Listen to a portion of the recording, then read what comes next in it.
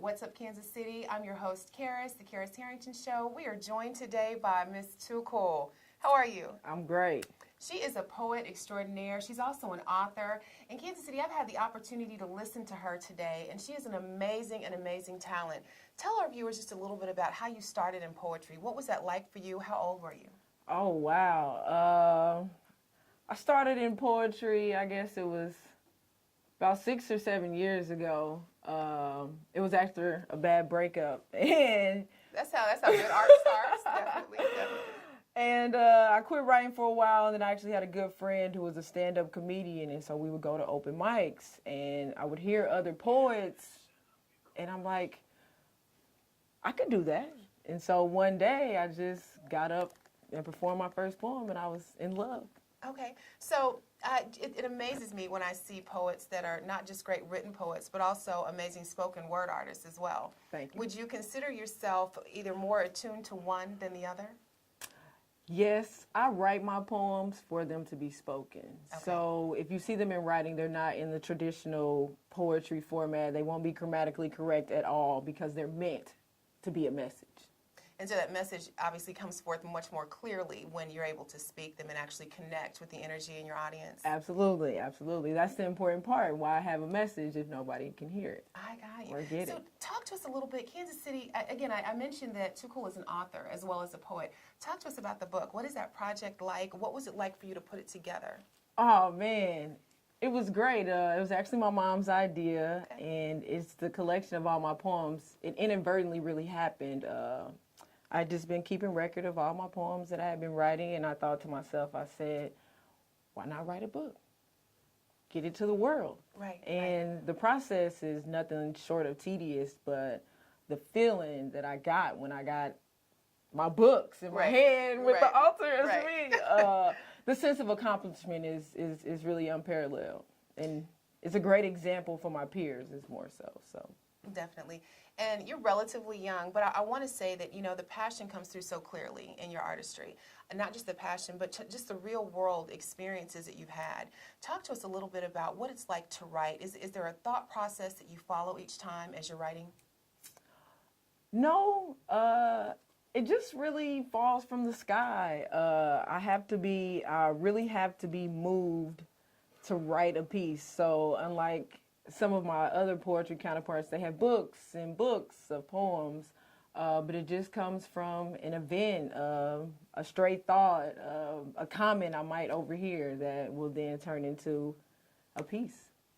It's interesting to see people in open mic settings. How comfortable are you in settings like that, where it's just a very earthy, authentic, experience for viewers? I love it. You love it? You love it? Yes, I love all things artsy, that non-judgmental, free expression, almost 70s flower child feel. Right.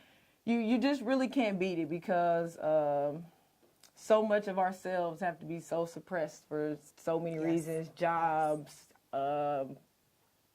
identity, or just feelings of being judged or watched, that to be in an environment where you feel like you can be and say your innermost thoughts and feelings, is just can't beat it. And I think it fuels creativity as well. Absolutely. A conversation that we had before about how rich Kansas City is in terms of our artistic elements, everything from music to poetry to written art. I mean, there's so much that we have here. Speak to our viewers a little bit about what Kansas City has to offer from your perspective.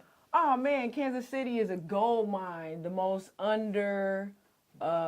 represented, under acknowledged. Say that one more time for our viewers. I say this consistently. We are underrepresented. Yes, Definitely. We are the best kept secret in the Midwest. Yes.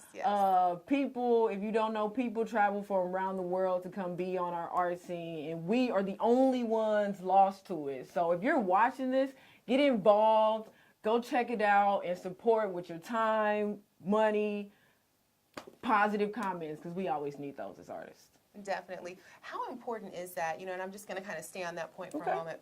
When you're before an audience, how important is it for you to be able to connect with that audience? Do you get any kind of sense of energy, flow back and forth? Oh yeah, the audience is important because, like I said, my poetry is a message. It's not necessarily my innermost thoughts and feelings or motivated by me wanting to share those. It's more so motivated by wanting to inspire the audience to move towards action to better their quality of life. And so, to know that I have connected with an audience means, I mean, the world to me as in my world of performing. And I can definitely tell that. It comes through very clearly.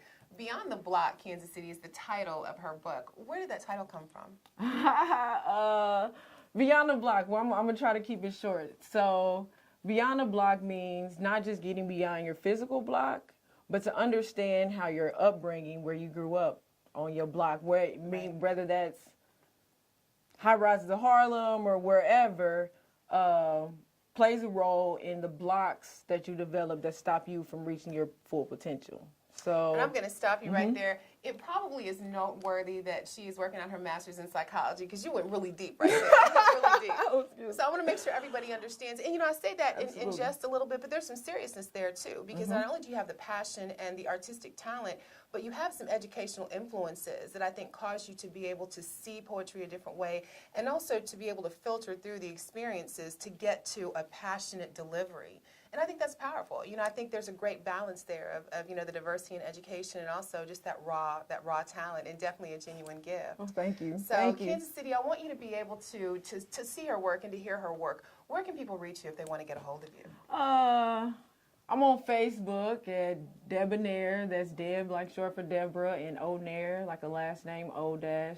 You can check out my website, iambeyondtheblock.org, or iambeyondtheblock@gmail.com is also my email. And, of course, go check out, like I said, the local open mics. And you might catch me doing a piece or two around the city. So do that, Kansas City.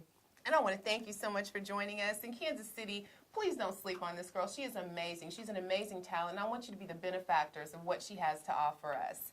Please remember that we welcome your comments here at whatsupkansascity.net. Please be sure to log on, watch any of the videos. Feel free to comment because we value what you have to say.